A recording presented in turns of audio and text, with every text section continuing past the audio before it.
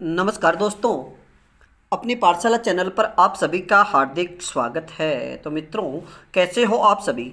मैं आशा करता हूं कि आप सभी स्वस्थ होंगे, मस्त होंगे और निरंतर अपनी पढ़ाई में लगे हुए होंगे।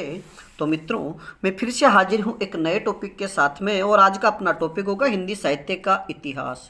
मित्रों, आज की क्लास में हम हिंदी साहित्य के इतिहास की शुरू से यानी आरंभ से चर्चा करेंगे। यानी हिंदी साहित्य के नामकरण, काल विभाजन और विभिन्न विद्वानों द्वारा इसको जो जो नाम दिया गया, इसकी शुरुआत कब से हुई, सबसे पहले ये इतिहास ग्रंथ किसने लिखा। तो अब ये हमारी क्लासें लगातार आपको देखने को मिलती रहेगी। जो वरिष्ठ अध्यापक भर्ती, स्कूल व्याख्याता भर्ती और केवीएस, एनवीएस और जो एमआरएस भर्ती है, उन सभी में आपके लिए रामबाण साबित होगी। तो मित्रों, शुरू करें आज की क्लास का ये पहला प्रश्न। और ये आज की जो क्लास है, ये आपके लिए वन लाइनर क्लास होने वाली है। तो सबसे पहला जो प्रश्न होगा, यानी आज की क्लास का सबसे पहला प्रश्न, हिंदी साहित्य की दीर्घकालीन गाथा को सूत्रबद्ध रूप से स्पष्ट करने का सर्वप्रथम प्रयास गारसादे ताशी ने किया। तो पहला प्रश्न तो यही बन जाएगा कि हिंदी साहित्य का जो दीर्घकालीन गाथा है, इसको सूत्रबद्ध स्पष्ट रूप से करने का सर्वप्रथम प्रयास किसने किया। तो गारसादे ताशी ने। अगला बिंदु है, गारसादे ताशी के ग्रंथ का नाम द इस्वार ला लिटरेतुर एंदुई ए हिंदुस्तानी है। यानी गारसादे ताशी के ग्रंथ का अगर नाम आपसे पूछा जाए तो इस्तवार द लिटरेतुर एंदुई ए हिंदुस्तानी। अगला तीसरा बिंदु है, इस ग्रंथ का प्रकाशन दो भागों में हुआ है। यानी इस्तवार द लिटरेचर एंदुई ए हिंदुस्तानी ग्रंथ का प्रकाशन दो भागों में हुआ, जिसके प्रथम भाग का प्रकाशन 1839 ईस्वी में और द्वितीय भाग का प्रकाशन 1847 ईस्वी में हुआ। अगर आपसे ये प्रश्न कूट भाषा में भी पूछ लिया जाए तो ये सारा का सारा प्रश्न इसी से आपके एक प्रश्न बन सकता है कि जो गारसा इतवार द लिटरेचर एंदुई ए हिंदुस्तानी ग्रंथ के लेखक गारसादे ताशी है और ये दो भागों में प्रकाशित हुआ। प्रथम भाग का प्रकाशन 1839 ईस्वी तथा द्वितीय भाग का प्रकाशन 1847 में हुआ। आगे हम चर्चा करें तो हिंदी साहित्य या हिंदी भाषा में लिखा गया सर्वप्रथम हिंदी साहित्य का इतिहास ग्रंथ शिव सिंह सरोज है। बात करें अगले बिंदु की, शिव सिंह सरोज ग्रंथ के रचयिता ठाकुर शिव सिंह सेंगर है। अगला बिंदु है, शिव सिंह सरोज ग्रंथ का प्रकाशन 1883 ईस्वी में हुआ और इस ग्रंथ में लगभग 1000 कवियों का जीवन परिचय दिया गया है। तो मित्रों, अगर आपसे सीधा प्रश्न भी पूछ लिया जाए कि हिंदी भाषा में लिखा गया हिंदी साहित्य का सर्वप्रथम इतिहास ग्रंथ कौन सा है, तो शिव सिंह सरोज है। इसके लेखक ठाकुर शिव सिंह ठाकुर है और मित्रों यानी शिव सिंह सेंगर। और इसका प्रकाशन की बात करें तो इसका प्रकाशन 1883 में हुआ और इसमें लगभग 1000 कवियों का जीवन परिचय दिया गया है।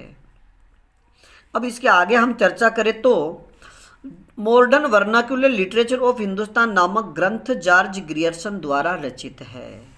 अगर आपसे ये ग्रंथ देकर के अगर नाम पूछा जाएगा तो फिर इसका उत्तर होगा जॉर्ज ग्रियर्सन। जॉर्ज ग्रियर्सन का प्रथम यानी जॉर्ज ग्रियर्सन का ग्रंथ सन 1888 ईस्वी में प्रकाशित हुआ। इसे हिंदी साहित्य का प्रथम इतिहास ग्रंथ माना जाता है।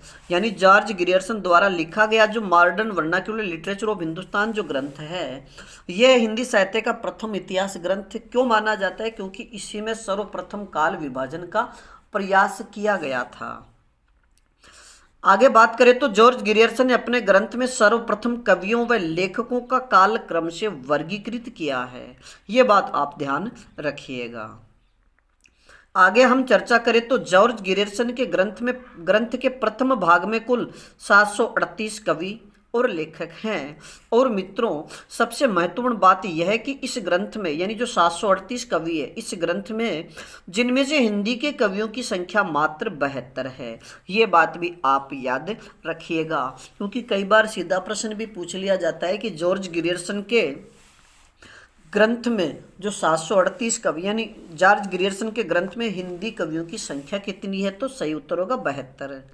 आगे हम बात करें तो मिश्र बंधु विनोद नामक ग्रंथ की रचना 4 भागों में है तथा इसका प्रकाशन 2 भागों में हुआ है। यानी मिश्र बंधु विनोद नामक ग्रंथ की रचना कितने भागों में हुई? 4 भागों में। लेकिन प्रकाशन अगर आपसे पूछा जाता है कि मिश्र बंधु विनोद नामक ग्रंथ का प्रकाशन कितने भागों में हुआ, तो 2 भागों में। अब आगे हम बात करें तो मिश्र बंधु विनोद के प्रथम 3 भाग 1913 ईस्वी में तथा चौथा जो भाग है 1934 ईस्वी में प्रकाशित हुआ। यानी ये ग्रंथ 4 भागों में, जिसके 3 भाग तो 1913 ईस्वी में प्रकाशित हुए तथा चौथा जो भाग है वह ये 1934 में प्रकाशित हुआ।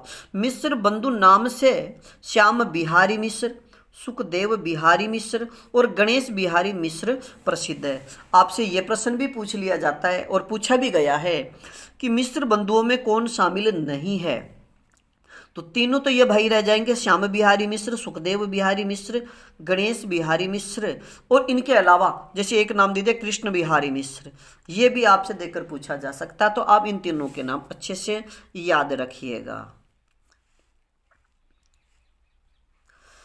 गारसद तासी और शिव सिंह सेंगर ने वर्णानुक्रमी पद्धति को अपनाया है। यानी गारसद तासी और शिव सिंह सेंगर ने अपने हिंदी साहित्य की इतिहास ग्रंथ लेखन में वर्णानुक्रमी पद्धति को अपनाया। उन्होंने यानी जितने भी लेखक और कवियों को शामिल किया है, उन्होंने कालक्रम के अनुसार नहीं बल्कि जो लेखक है उनके नाम के प्रथम अक्षर के अनुसार उन्होंने उनको अपनाया है। आगे हम बात करें तो जॉर्ज गियर्सन और मिश्र बंधुओं ने कालानुक्रमी पद्धति को इतिहास ग्रंथ यानी कालानुक्रमी पद्धति को अपनाया है। तो जॉर्ज गियर्सन और मिश्र बंधुओं ने अपने जो इतिहास ग्रंथ लिखे, उन्होंने यानी कवियों के जन्म के अनुसार, यानी जिस कवि का जन्म पहले हुआ उसे पहले, उसके बाद के जो कवि बाद में, इस पद्धति को अपनाया है। आचार्य शुक्ल ने हिंदी साहित्य के इतिहास में, यानी आचार्य शुक्ल ने साहित्य इतिहास में विधेयवादी पद्धति का सहारा लिया है। आगे हम बात करें तो आचार्य रामचंद्र शुक्ल ने 1929 ईस्वी में साहित्य का इतिहास नामक ग्रंथ हिंदी शब्द सागर की भूमिका के रूप में लिखा है। यानी आचार्य रामचंद्र शुक्ल द्वारा जो हिंदी साहित्य का इतिहास ग्रंथ लिखा गया वह 1929 में लिखा गया और वह हिंदी साहित्य का इतिहास नामक ग्रंथ में शब्द सागर की भूमिका के रूप में प्रकाशित हुआ था। आगे बात करें कि हिंदी साहित्य का आलोचनात्मक इतिहास ग्रंथ के रचयिता डॉक्टर रामकुमार वर्मा है। और मित्रों, ये प्रश्न भी बहुत बार आपकी प्रतियोगी परीक्षाओं में पूछा गया है और ये कूट भाषा का प्रश्न भी आपसे बनता है। यानी जितने भी इतिहास ग्रंथ हैं उनके नाम, उनके रचयिताओं के नाम भी आप याद रखिएगा, क्योंकि प्रश्न आजकल सीधे प्रश्न न पूछ करके कूट भाषा में पूछा जाता है कि कौन सा सुमेलित है या कौन सा सुमेलित नहीं है, या कौन सा कथन सत्य है, कौन सा कथन असत्य है। आगे हम बात करें तो डॉक्टर रामकुमार वर्मा का ग्रंथ 1938 ईस्वी में प्रकाशित हुआ, जिसमें 693 ईस्वी से 1693 ईस्वी तक का कालखंड का वर्णन है। यानी डॉक्टर रामकुमार वर्मा ने हिंदी साहित्य के इतिहास की शुरुआत 693 ईस्वी से मानी है।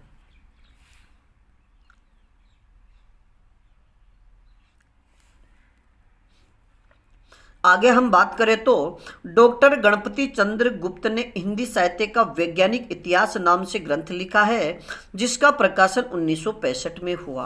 यानी डॉक्टर गणपति चंद्र गुप्त का जो इतिहास ग्रंथ है उसका नाम है हिंदी साहित्य का वैज्ञानिक इतिहास, और इसका प्रकाशन 1965 में हुआ। आगे हम डॉक्टर गणपति चंद्र गुप्त से संबंधित तथ्यों की बात करें तो गणपति चंद्र गुप्त ने हिंदी साहित्य के इतिहास को 3 कालखंडों में, जिसमें प्रारंभिक काल, मध्यकाल और आधुनिक काल में विभक्त किया है। यानी डॉक्टर गणपति चंद्र गुप्त ने हिंदी साहित्य के इतिहास को केवल 3 ही कालखंडों में विभक्त किया, जिसे प्रारंभिक काल कहा गया, मध्यकाल और आधुनिक काल कहा है।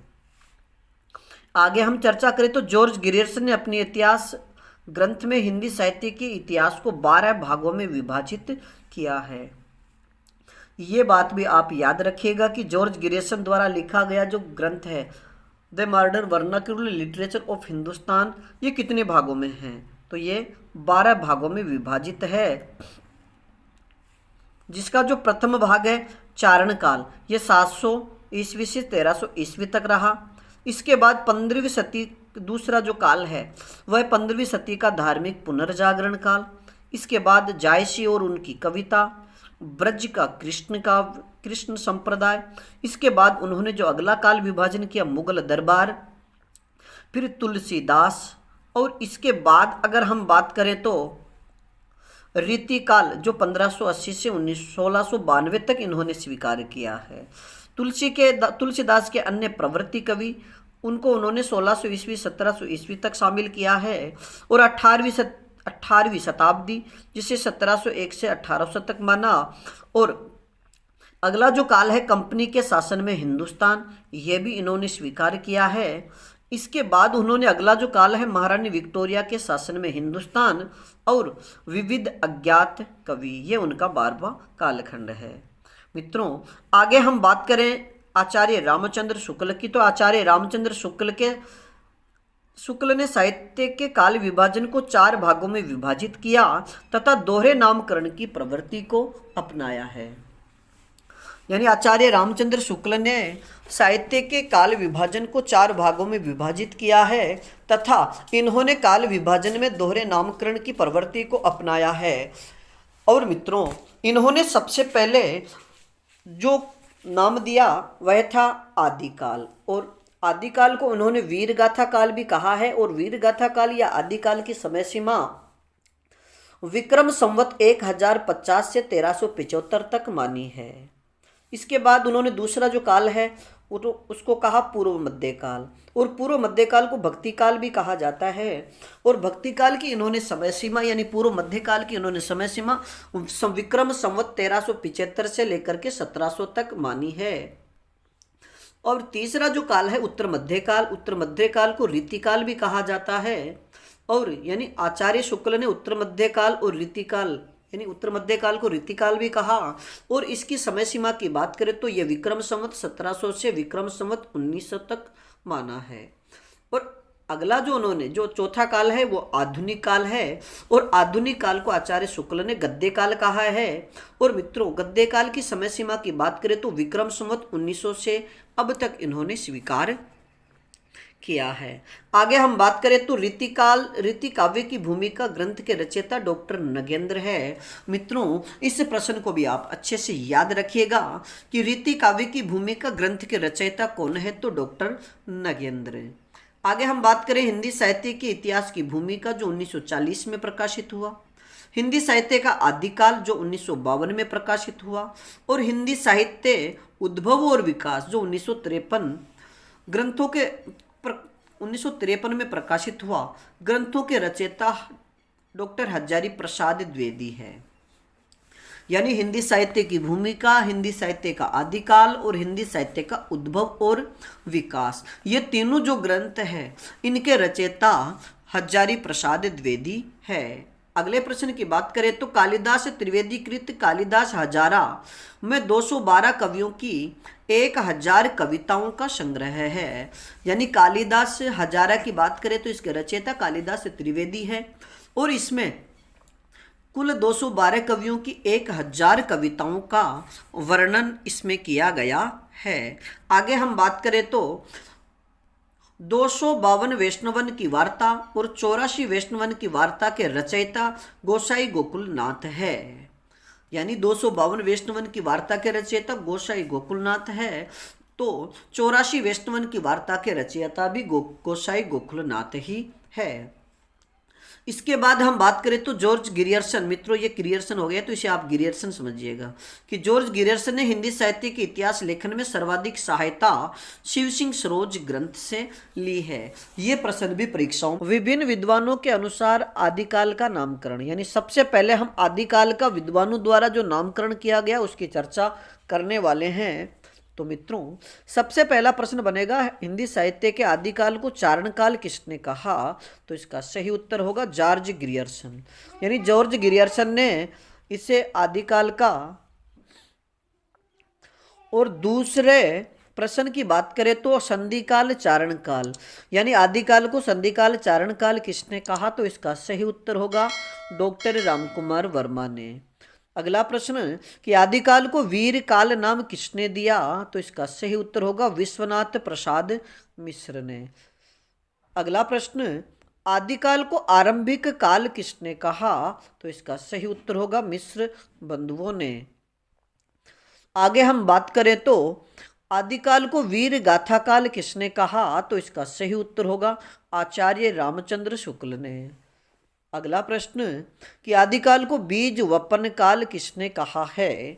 आदिकाल को बीज वपन काल किसने कहा? तो इसका सही उत्तर होगा आचार्य महावीर प्रसाद द्विवेदी ने। अगला प्रश्न, क्या हिंदी साहित्य का जो प्रथम युग है जिसे आदिकाल कहा जाता है, तो आदिकाल को आदिकाल नाम किसने दिया? तो इसका सही उत्तर होगा आचार्य हजारी प्रसाद द्विवेदी, डॉक्टर रमाशंकर शुक्ल रसाल और डॉक्टर नगेंद्र ने। अगला प्रश्न, आदिकाल को सिद्ध सामंत काल किसने कहा है? आदिकाल को सिद्ध सामंत काल किसने कहा? तो इसका सही उत्तर होगा राहुल सांकृत्यायन ने। और मित्रों याद रखिएगा कि राहुल सांकृत्यायन को महापंडित भी कहा जाता है। अगला प्रश्न, आदिकाल को अपभ्रंश काल किसने कहा है? कि आदिकाल को अपभ्रंश काल किसने कहा? तो इसका सही उत्तर होगा धीरेन्द्र वर्मा और डॉक्टर बच्चन सिंह ने। अगला प्रश्न, आदिकाल को अंधकार काल किसने कहा है? आदिकाल को अंधकार काल किसने कहा? तो इसका सही उत्तर होगा डॉक्टर कमल कुलश्रेष्ठ ने। अगला प्रश्न, आदिकाल को शून्य काल किसने कहा है? आदिकाल को शून्य काल किसने कहा? तो इसका सही उत्तर होगा डॉक्टर गणपति चंद्र गुप्त ने। अगला प्रश्न, आदिकाल को पुरानी हिंदी काल किसने कहा है? आदिकाल को पुरानी हिंदी काल किसने कहा? तो इसका सही उत्तर होगा चंद्रधर शर्मा गुलेरी ने। अब मित्रों हम बात करें कि विभिन्न विद्वानों द्वारा रीतिकाल का नामकरण, यानी विभिन्न विद्वानों द्वारा रीतिकाल का नामकरण जो किया गया है उसके विषय में, कि विद्वानों ने यानी रीतिकाल को किस किस नाम से पुकारा है। तो सबसे पहले हम बात करें कि रीतिकाल को अलंकृत काल किसने कहा है? रीतिकाल को अलंकृत काल किसने कहा? तो इसका सही उत्तर होगा मिस्र बंधुओं ने। अगला प्रश्न, आदिकाल को कलाकाल रीतिकाल को कलाकाल किसने कहा? रीतिकाल को कलाकाल किसने कहा? तो इसका सही उत्तर होगा डॉक्टर रमाशंकर शुक्ल रसाल ने। अगला जो प्रश्न है, रीतिकाल को श्रृंगार काल किसने कहा है? कि रीतिकाल को श्रृंगार काल किसने कहा? तो इसका सही उत्तर होगा डॉक्टर विश्वनाथ प्रसाद मिश्र और हजारी प्रसाद द्विवेदी। अगला प्रश्न, यानी श्रृंगार काल डॉक्टर विश्वनाथ प्रसाद मिश्र और हजारी प्रसाद द्विवेदी ने कहा। तो अगला प्रश्न है, रीतिकाल को रीतिकाल नाम किसने दिया? कि रीतिकाल को यानी हिंदी साहित्य का जो तीसरा युग है जिसे रीतिकाल कहा जाता है, तो रीतिकाल नाम किसने दिया? तो इसका सही उत्तर होगा आचार्य रामचंद्र शुक्ल ने। आगे हम बात करें तो रीतिकाल को रीति श्रृंगार काल किसने कहा है? तो इसका सही उत्तर होगा डॉक्टर भागीरथ मिश्र ने। आगे हम बात करें तो विभिन्न विद्वानों द्वारा आधुनिक काल का नामकरण, यानी जो आधुनिक काल है उसे विद्वानों ने किस किस नाम से पुकारा है। तो सबसे पहले बात करें कि आदिकाल को गद्य काल किसने कहा है? कि आदिकाल को गद्य काल किसने कहा? तो इसका सही उत्तर होगा आचार्य रामचंद्र शुक्ल ने। और आधुनिक काल को वर्तमान काल नाम किसने दिया? तो इसका सही उत्तर होगा मिस्र बंधुओं ने। और मित्रों आधुनिक काल को आधुनिक काल नाम किसने दिया? तो इसका सही उत्तर होगा डॉक्टर रामकुमार वर्मा, डॉक्टर गणपति चंद्र गुप्त और डॉक्टर नगेंद्र। अब अगला जो हमारा प्रश्न है कि विभिन्न विद्वानों के अनुसार हिंदी साहित्य का आरंभ कब से माना है, यानी विभिन्न विद्वानों ने हिंदी साहित्य का जो आरंभ है वह कब से माना है। तो डॉक्टर रामकुमार वर्मा ने हिंदी साहित्य का आरंभ कब से माना? तो इसका सही उत्तर होगा 693 ईस्वी यानी 7वीं सदी। राहुल सांकृत्यायन की बात करें तो राहुल सांकृत्यायन ने हिंदी साहित्य के इतिहास का आरंभ 769 ईस्वी यानी 8वीं सदी को माना है। और जॉर्ज गिरियर्सन की बात करें कि जॉर्ज गिरियर्सन ने हिंदी साहित्य के इतिहास का आरंभ कब से माना, तो 7वीं ईस्वी से 1400 ईस्वी तक। आगे हम बात करें तो मिस्र बंधुओं ने हिंदी साहित्य का आरंभ कब से माना, तो 643 यानी 643 ईस्वी से 1389 ईस्वी तक। और आचार्य रामचंद्र शुक्ल के अनुसार अगर हम बात करें तो आचार्य रामचंद्र शुक्ल ने हिंदी साहित्य का जो आरंभ है विक्रम संवत 1050 से 1375 तक, यानी आदिकाल का जो समय सीमा है वो मानी है। आगे हम बात करें हजारी प्रसाद द्विवेदी ने हिंदी साहित्य के जो आदिकाल है उसकी समय सीमा क्या मानी है, तो इसका सही उत्तर होगा 1000 ईस्वी से 1400 ईस्वी तक। आगे हम बात करें तो डॉक्टर नगेंद्र ने या डॉक्टर नगेंद्र के अनुसार आदिकाल यानी हिंदी साहित्य के इतिहास लेखन का आरंभ कब से कब तक माना, या फिर जो आदिकाल है उसकी समय सीमा क्या मानी है, तो 7वीं सदी के मध्य से 14वीं सदी के मध्य तक। और डॉक्टर गणपति चंद्र गुप्त की बात करें तो इन्होंने हिंदी साहित्य के लेखन का आरंभ 1184 ईस्वी से माना है। अब अगला जो हमारा प्रश्न बनेगा, हिंदी साहित्य के विभिन्न विद्वानों के अनुसार हिंदी साहित्य का या हिंदी का प्रथम कवि किसे माना जाता है। तो सबसे पहले हम बात करें स्वयंभू को हिंदी का प्रथम कवि किसने माना है। स्वयंभू जिनका समय 693 ईस्वी रहा, तो स्वयंभू को हिंदी का प्रथम कवि किसने माना है, तो डॉक्टर रामकुमार वर्मा ने। आगे हम बात करें तो सरहपा को हिंदी का प्रथम कवि किसने माना है, तो राहुल सांकृत्यायन और डॉक्टर नगेंद्र ने। अगला प्रश्न है पुष्य या पुंड को हिंदी का प्रथम कवि किसने माना है। पुष्य या पुंड को हिंदी का प्रथम कवि किसने माना है, तो इसका सही उत्तर होगा शिव सिंह सेंगर ने। आगे हम बात करें तो राजा मुंज को हिंदी का प्रथम कवि किसने स्वीकार किया है, तो इसका सही उत्तर होगा आचार्य रामचंद्र शुक्ल और चंद्रधर शर्मा गुलेरी ने। अगला हमारा प्रश्न है कि अब्दुल रहमान को हिंदी का प्रथम कवि किसने माना है। अब्दुल रहमान को हिंदी का प्रथम कवि किसने माना है, तो हजारी प्रसाद द्विवेदी ने। अगला प्रश्न शालिभद्र सूरी को हिंदी का प्रथम कवि किसने स्वीकार किया है, कि शालिभद्र सूरी को हिंदी का प्रथम कवि किसने माना है, तो इसका सही उत्तर होगा डॉक्टर गणपति चंद्र गुप्त ने। और विद्यापति को हिंदी का प्रथम कवि किसने माना है, तो इसका सही उत्तर होगा डॉक्टर बच्चन सिंह ने। तो मित्रों आज के लिए इतना ही, बाकी फिर मिलेंगे एक नए टॉपिक के साथ। तब तक आप अपने अध्ययन में जुटे रहिएगा और अपनी पाठशाला बाय बीएन सर चैनल पर नए हो तो हमारे चैनल को लाइक, सब्सक्राइब और अपने मित्रों तक शेयर जरूर कीजिएगा। धन्यवाद।